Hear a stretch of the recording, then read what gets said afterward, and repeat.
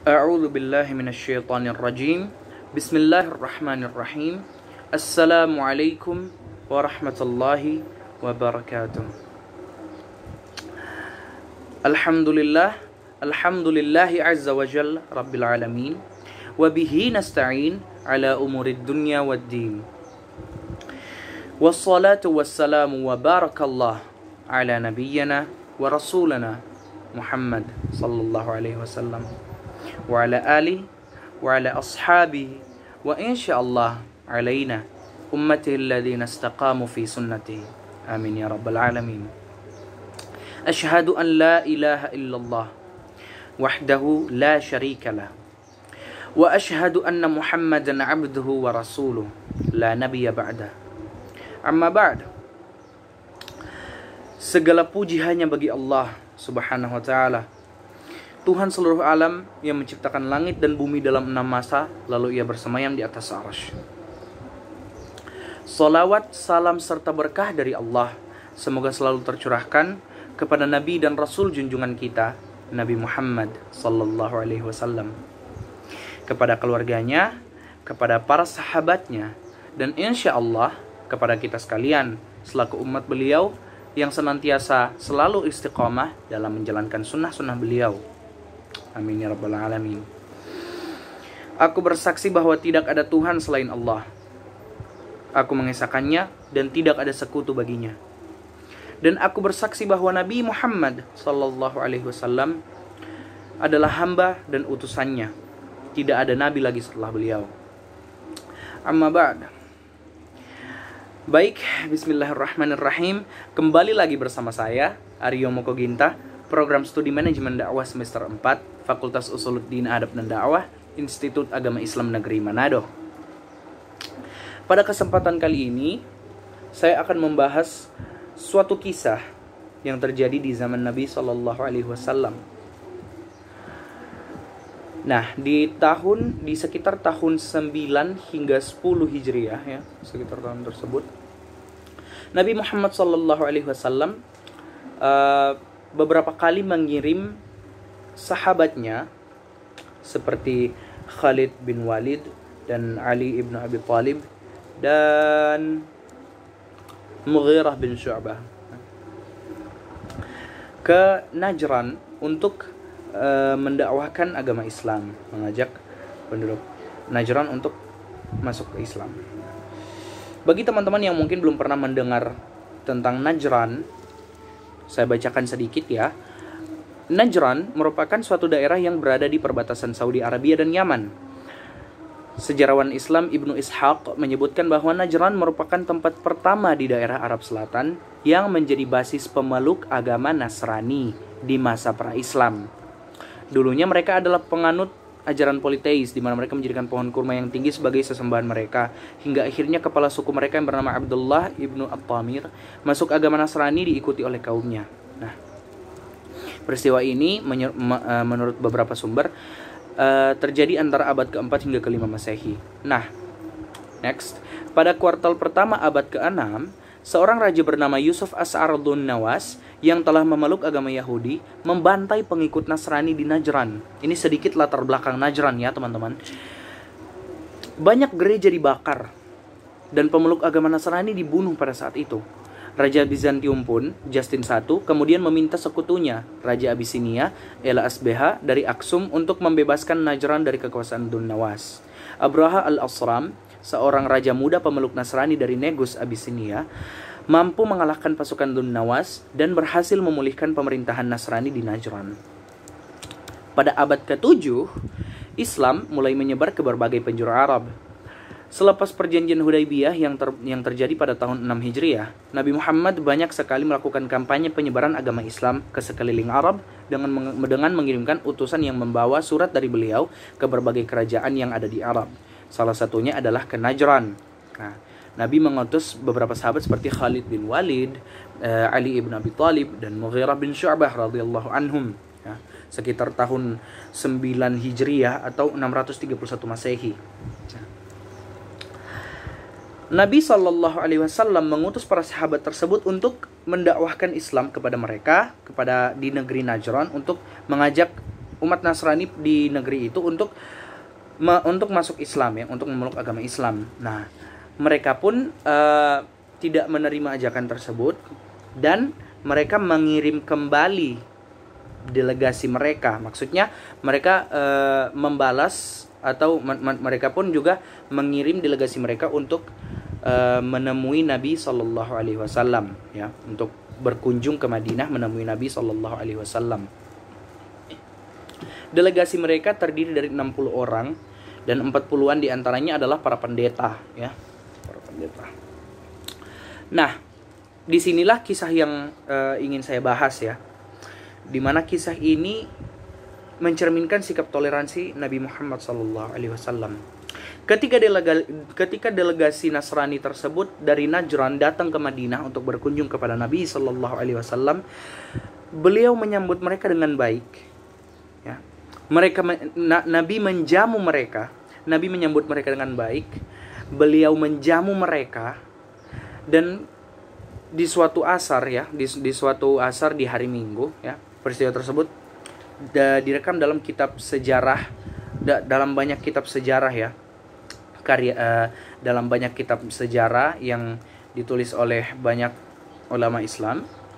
Salah satunya At-Tabaqat karya Ibnu Sa'd ya. Peristiwa tersebut menurut kitab tersebut, peristiwa itu terjadi di hari Minggu pada setelah asar ya, pada waktu setelah asar. Nah, Nabi menyambut delegasi Nasrani tersebut dari Najran dengan baik. Lalu Nabi menjamu mereka. Ya, Nabi menjamu mereka. Di saat itu, ketika masuk waktu untuk mereka melakukan kebaktian atau mereka melakukan ibadah, yang pada saat itu di Madinah kayaknya tidak ada ya. Pada saat itu kayaknya belum ada umat Kristen di Madinah, maka tentu belum ada ya gereja-gereja atau tempat peribadatan Nasrani di Madinah. Nah, Nabi Shallallahu Alaihi Wasallam mengizinkan mereka untuk melakukan peribadatan mereka di dalam Masjid Nabawi. Nah, hal ini tentu akan membuat kita kaget ya, terutama jika hal ini pertama kali kita dengar, terutama apabila ini pertama kali kita mendengar kisah tersebut. Kita pasti akan kaget mendengar bahwa Nabi Shallallahu Alaihi Wasallam membolehkan umat Nasrani yang notabene-nya bukan Muslim ya, untuk beribadah di dalam Masjid Nabawi, di dalam sebuah tempat ibadah Islam. Ya. Hal ini pun juga terjadi sama ya kepada para sahabat. Maksudnya para sahabat juga kaget ya. Para sahabat juga kaget sama dengan kita ya. Para sahabat juga kaget dan mereka sempat menentang Nabi ya, sempat menentang sabda Nabi, sempat menentang izin Nabi tersebut kepada umat Nasrani untuk beribadah di Masjid Nabawi. Namun Nabi Shallallahu Alaihi Wasallam bersabda kepada mereka, biarkanlah mereka. Jadi ya para sahabat pada waktu itu ya tidak bisa melakukan apa-apa ya, karena Nabi Shallallahu Alaihi Wasallam yang mengizinkan mereka, dan bahkan Nabi bilang kepada para sahabat, udah biarkanlah mereka, ya, tidak apa-apa. Hal ini tentu bisa kita lihat ya, dalam kisah ini bisa kita lihat toleransi sang Nabi Shallallahu Alaihi Wasallam kepada umat agama lain ya, kepada umat agama lain. Nah, cerita berlanjut. Setelah mereka melakukan kebaktian di Masjid Nabawi, mereka pun mengajak Nabi Shallallahu Alaihi Wasallam untuk berdialog ya, untuk berdiskusi antar agama ya, lintas agama. Diskusi tersebut pun berjalan dengan baik ya, dengan baik dan damai tanpa ada perselisihan. Ya. Ini juga kita bisa lihat akhlak Nabi Shallallahu Alaihi Wasallam. Nah, setelah diskusi berakhir, Nabi memiliki kesempatan ya. Nabi Shallallahu Alaihi Wasallam pada saat itu memiliki kesempatan untuk mengajak mereka masuk Islam secara langsung tanpa harus mengutus sahabat atau siapapun untuk mengajak mereka masuk Islam. Nah, setelah itu mereka mereka pun tidak menerima ya ajakan Nabi, dan mereka meminta kepada Nabi untuk membiarkan mereka tetap memeluk agama mereka. Nah, setelah itu Nabi pun mengiyakan, Nabi Muhammad pun menerima permintaan mereka. Nabi tidak memaksa mereka untuk memeluk agama Islam, karena memang hal tersebut difirmankan oleh Allah Subhanahu wa taala dalam surah Al-Baqarah ayat 256, yaitu Bismillahirrahmanirrahim, la ikraha fid din. Tidak ada paksaan, tidak boleh ada paksaan dalam memeluk agama, dalam beragama. Dalam agama, fid din ya, dalam agama. Tidak boleh ada paksaan dalam agama. La ikraha fid din. Maka setelah Nabi mengajak mereka masuk Islam dan mereka tidak menerimanya, mereka meminta Nabi untuk membiarkan mereka memeluk agama mereka. Maka Nabi pun mengiyakan. Oke, silahkan. Namun sebagai gantinya, Nabi SAW hanya meminta mereka untuk membayar jizyah saja ya. Kayak ya sudah, jika memang tidak menerima, bayar jizyah saja. Nah, mungkin teman-teman yang baru pertama kali mendengar apa itu jizyah ya, mungkin jika teman-teman belum mengerti, jadi jizyah itu adalah pajak per kapita yang dibayar oleh non-muslim di negeri atau dalam daerah yang di bawah kepemimpinan Islam. Nah, kepemimpinan berdasarkan syariat Islam ya. Nah, mungkin kalau teman-teman berpikir jizyah ini menyusahkan non-muslim, hanya karena non-muslim tinggal di negara Islam atau di daerah Islam lalu harus membayar jizyah. Nah, jizyah ini sebenarnya tidak terlalu menyusahkan ya teman-teman, karena menurut jumhur para ulama, jizyah itu, besar jizyah yang dibayar hanya sebesar 1 dinar saja. Dan 1 dinar jika kita konversikan ke perhitungan zaman sekarang, itu bernilai sekitar 4 juta ya. Bernilai sekitar 4 juta. Nah, 4 juta yang harus dibayar ini bukan harus dibayar per minggu sekali atau setiap bulan sekali. Namun 4 juta tersebut hanya dibayar 1 tahun sekali. 4 juta dalam keuangan ekonomi sekarang ya. Kalau di zaman dahulu 1 dinar saja. 1 dinar. Nah, 1 dinar tersebut hanya dibayar oleh non-muslim 1 tahun sekali saja. Bukan setiap bulan 1 kali, apalagi 1 minggu 1 kali. Nah, hal ini tentu kita bisa lihat bahwa hal ini tentu tidak susah ya, tidak akan menyusahkan, hanya untuk, apalagi untuk orang yang berpenghasilan, orang dewasa yang berpenghasilan, maka 4 juta itu tidak susah untuk kita kumpulkan setiap tahunnya dari pendapatan mereka ya. Hanya 1 dinar saja. Oke. Nah, kembali ke topik yang tadi ya.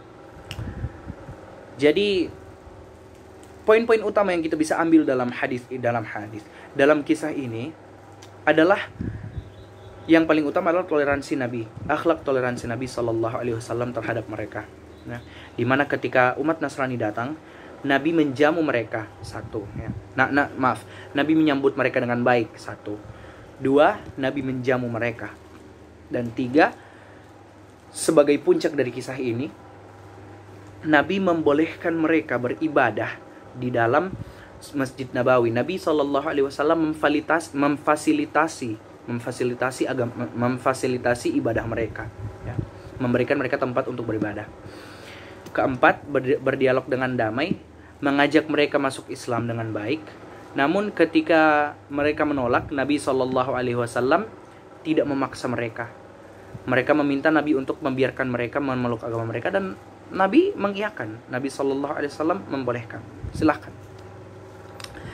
Ini tentunya merupakan akhlak teladan dari Nabi SAW yang harus kita contohi ya teman-teman, terutama di zaman sekarang, terutama di daerah tinggal kita yaitu Indonesia, di mana kita tinggal di negara yang majemuk. Kita harus belajar bertoleransi dan mencontohi sikap Nabi terhadap umat lain ya, umat yang non-Islam ya teman-teman. Nah, salah satu hadis yang menjadi acuan utama atau akhlak sang Nabi adalah sebuah hadis riwayat Tirmidzi ya. Ini juga menjadi salah satu hadis favorit saya. Nabi SAW bersabda, "Irhamu man fil ardi wa yarhamkum man fis sama." Sayangilah, kasihilah siapa saja, ma fil ardi, siapa saja yang ada di bumi. Yarhamkum man fis sama, dan kalian akan dikasihi, akan disayangi oleh yang di langit, oleh penghuni langit.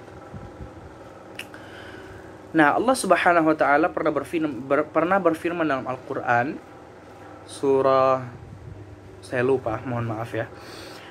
Allah Subhanahu wa taala berfirman dalam Al-Qur'an, "Laqad kana lakum fi Rasulillahi uswatun hasanah."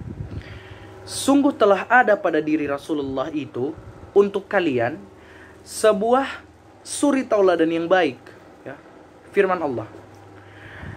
Ada pada diri Rasulullah, sungguh ada pada diri Rasulullah untuk kalian, ya, maksudnya untuk kita contohi sebuah suri teladan yang baik. Rasulullah Sallallahu Alaihi Wasallam menjadi role model, ya, role model bagi kita umat Islam yang mengikuti sunnah-sunnah beliau. Ya. Hal itu terbukti dalam kisah yang saya bawakan tadi, di mana Rasulullah Sallallahu Alaihi Wasallam menunjukkan akhlak toleransinya kepada umat Nasrani yang datang ke Madinah berkunjung kepada beliau. Beliau menyambut mereka dengan baik, menjamu mereka, memfasilitasi ibadah mereka, ya, dan tidak memaksa mereka masuk Islam. Tentu hal ini harus menjadi contoh bagi kita sebagai sikap toleransi, ya teman-teman. Sekarang begini, ada beberapa ayat Al-Quran yang berhubungan dengan kisah tersebut, ya, jika berbicara tentang tempat ibadah, ya. Nah, dalam surah Al-Hajj ayat 38 hingga 40, Allah Subhanahu wa taala berfirman, ya, di ayat 38, A'udzubillahi minasyaitonirrajim. Innallaha yudafi'u 'anil ladzina amanu. Ya. Innallaha la yuhibbu kulla khawanin kafur. Sesungguhnya Allah membela orang yang beriman. Sesungguhnya Allah tidak menyukai setiap orang yang berkhianat dan kufur nikmat. Di ayat 39, Ulina lilladzina yuqataluna bi annahum zulimu wa innallaha 'ala nasrihim laqadir. Ya. Diizinkan melawan, Ulina lilladzina, diizinkan melawan bagi orang-orang yang diperangi. Ulina lilladzina yuqataluna bi annahum zalimu, karena mereka dizalimi. Jadi di sini secara tidak langsung, maksudnya secara langsung kita lihat, ya, firman Allah. Allah mensyaratkan seseorang untuk berperang, untuk melawan, hanya ketika mereka dizalimi. Ini harus menjadi poin utama dalam pembahasan jihad, ya, seperti yang saya jelaskan di video saya sebelumnya, yaitu jihad dan terorisme, bahwa jihad itu bukan untuk memerangi secara apa, ya, namun jihad itu berarti berjuang ketika dizalimi, sebagaimana firman Allah, udina lilladzina yuqataluna bi annahum zalimun. Diizinkan melawan bagi orang-orang yang diperangi karena sesungguhnya mereka dizalimi, dan sungguh Allah Maha Kuasa menolong mereka. Nah, ayat berikut, ayat 40, ayat inilah yang menjadi acuan utama. Ayat inilah yang berhubungan dengan kisah yang tadi. Alladzina ukhriju min diyarihim bighairi haqqin illa ay yaqulu rabbunallah. Yaitu orang-orang yang diusir dari kampung halamannya tanpa alasan yang benar, hanya karena mereka berkata Tuhan kami ialah Allah. Kalimat berikut, ya teman-teman, masih di ayat yang sama, namun di lanjutannya patut digarisbawahi, kita garis bawahi, ya, karena kalimat tersebut, ya, karena kalimat berikut ini berhubungan dengan kisah yang tadi. Walaula daf'ullahi an-nasa ba'dahum bi ba'din lahuddimat sawami'u wa bi'un wa salawatun wa masajid yudhkaru fiha ismullahi katsira, ya. Wala yansuranna Allaha man yansuruh innallaha laqawiyyun aziz.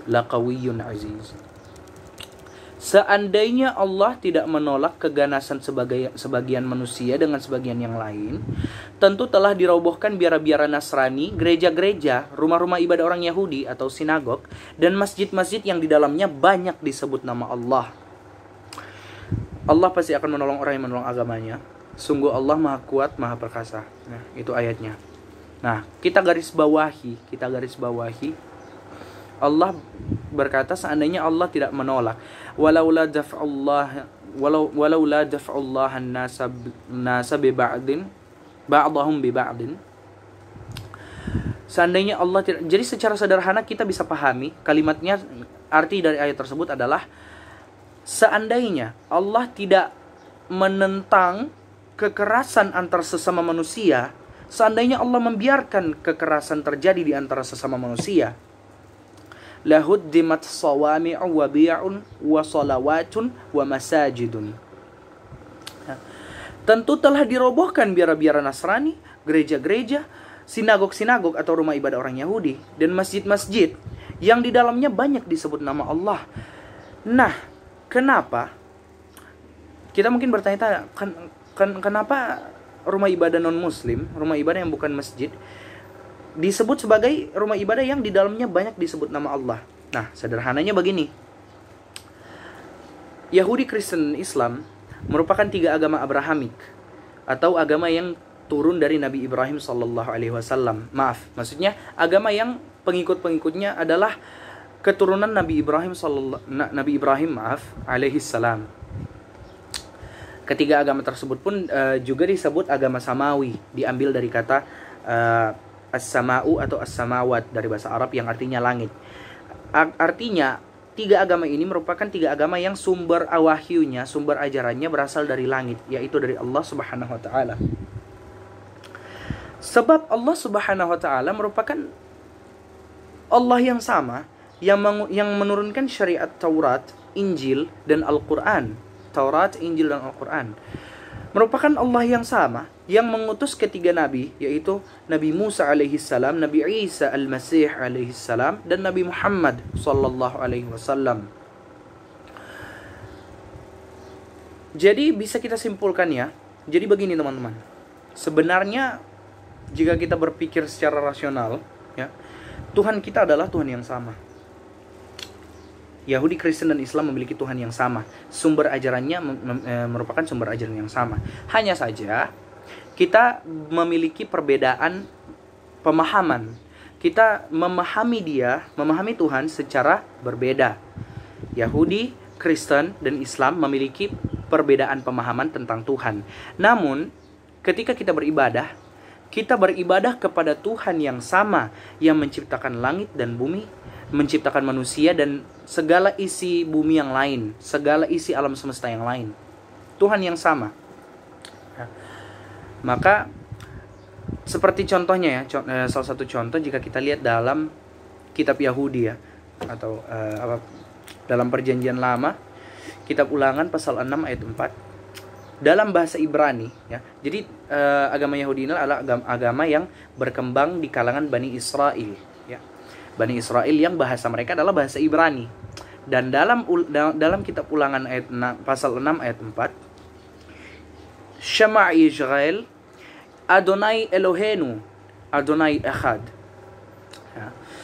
Dengarlah hai orang-orang Israel, Tuhan adalah Allah kita, Tuhan ilah kita, Tuhan adalah sesembahan kita. Tuhan itu Esa ya. Nah sekarang begini teman-teman, dalam Bani Israel mereka berbicara bahasa Ibrani, dan sedangkan kita umat Muslim adalah umat yang berbicara bahasa Arab. Kita menyebut Tuhan Allah ya. Nama Tuhan adalah Allah ya. Allah dalam bahasa Arab berarti Tuhan, adalah sebutan untuk Tuhan yang menciptakan langit dan bumi, satu-satunya Tuhan yang benar ya. Walau dalam bahasa Ibrani memiliki nama yang berbeda atau sebutan yang berbeda untuk Tuhan tersebut, seperti Adonai, Hashem, Eloah, Elohim, dan sebagainya. Sedangkan kita dalam bahasa Arab menyebut Allah. Namun kita merujuk kepada Tuhan yang sama. Kepada Tuhan yang sama, yaitu Allah yang menciptakan langit dan bumi dalam 6 masa ya. Menciptakan langit dan bumi beserta segala isinya. Itulah mengapa dalam firman Allah tersebut, Allah berkata bahwa tempat-tempat ibadat tersebut merupakan tempat-tempat yang banyak disebut nama Allah di dalamnya. Karena Rasulullah SAW sadar akan hal ini, sadar bahwa Yahudi dan Nasrani merupakan saudara kita, ya, merupakan agama yang memiliki sumber yang sama dengan Islam, maka Rasulullah SAW membolehkan, memfasilitasi umat Nasrani dari Najran untuk beribadah di dalam Masjid Nabawi. Sebab Masjid Nabawi ini juga merupakan tempat untuk beribadah kepada Allah. Kalau dari sisi akidah ya, dari sisi teologi mungkin begitulah penjelasan saya ya. Tapi balik ke topik yang tadi, jadi ini juga merupakan acuan utama ya teman-teman. Ini merupakan salah satu contoh teladan, salah satu sikap toleransi Nabi Muhammad yang sangat bizarre ya, yang sangat mungkin membuat kita terheran-heran ya, terheran-heran kenapa sampai Nabi Muhammad melakukan hal tersebut. Namun begitulah, sesuai firman Allah Subhanahu wa taala bahwa beliau ada suri teladan di dalam diri beliau bagi kita ya. Ada suri teladan dalam diri beliau bagi kita umat muslim yang mengikutinya. Laqad kana lakum fi Rasulillahi uswatun hasanah. Sebagaimana hadis yang meriwayatkan sabda Nabi yang tadi ya, yang saya sebutkan tadi, di mana Nabi bersabda, "Irhamu man fil ardi yarhamkum man fis sama." Itu salah satu hadis favorit saya. Hal ini juga hal yang sama yang disabdakan oleh Nabi Isa Al-Masih alaihi salam atau Yesus Kristus ya alaihi salam dalam kitab mereka,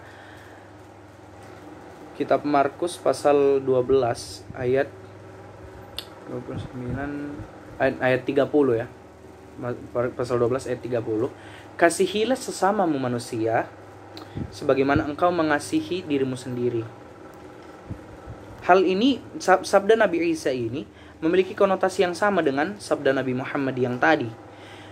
Kasihilah siapapun yang ada di bumi, irhamu man fil ardi, dan yang di langit dan penghuni langit akan mengasihimu. Yarhamkum man fis sama. Maka hal ini pengaplikasian dari hal tersebut, dari sabda Nabi tersebut terdapat dalam kisah yang saya bawakan tadi, di mana Nabi menunjukkan sikap toleransi yang tinggi terhadap umat Nasrani ya, dari Najran. Maka ya, akhir kata, Islam adalah agama yang damai, teman-teman. Islam bukan agama yang mengajarkan intoleransi, bukan agama yang mengajarkan membenci, berperang, dan sebagainya kepada agama lain. Islam merupakan agama damai. Islam merupakan rahmat yang diberikan oleh Allah melalui perantara Nabi Muhammad SAW. Sebagaimana firman Allah dalam Al-Anbiya, dalam surah Al-Anbiya ayat 107. Wa ma arsalnaka illa rahmatan lil alamin. Dan tidaklah kami utus engkau ya Muhammad kecuali untuk menjadi rahmat bagi seluruh alam. Sebagai bentuk rahmat Allah Subhanahu wa taala kepada seluruh alam, seluruh manusia, muslim maupun non-muslim, ya. Diutuslah Nabi SAW dengan akhlak mulia beliau. Maka teman-teman muslim sebagai muslim yang mengikuti Nabi Muhammad SAW, saya mengajak kita untuk bersikaplah sebagai seorang muslim. Cerminkanlah sikap yang baik, sikap toleransi yang baik. Cerminkanlah wajah Islam sebagaimana Nabi Muhammad SAW cerminkan kepada umat lain pada masa beliau. Mungkin itu saja yang bisa saya sampaikan. Semoga bermanfaat. Saya memohon maaf apabila ada salah kata atau perbuatan, sebab kesempurnaan hanya milik Allah Subhanahu wa taala yang Maha sempurna, dan saya sebagai manusia hanya memiliki kekurangan. Baik, wabillahi taufiq wal hidayah. Wassalamualaikum warahmatullahi wabarakatuh. Ramadan Karim.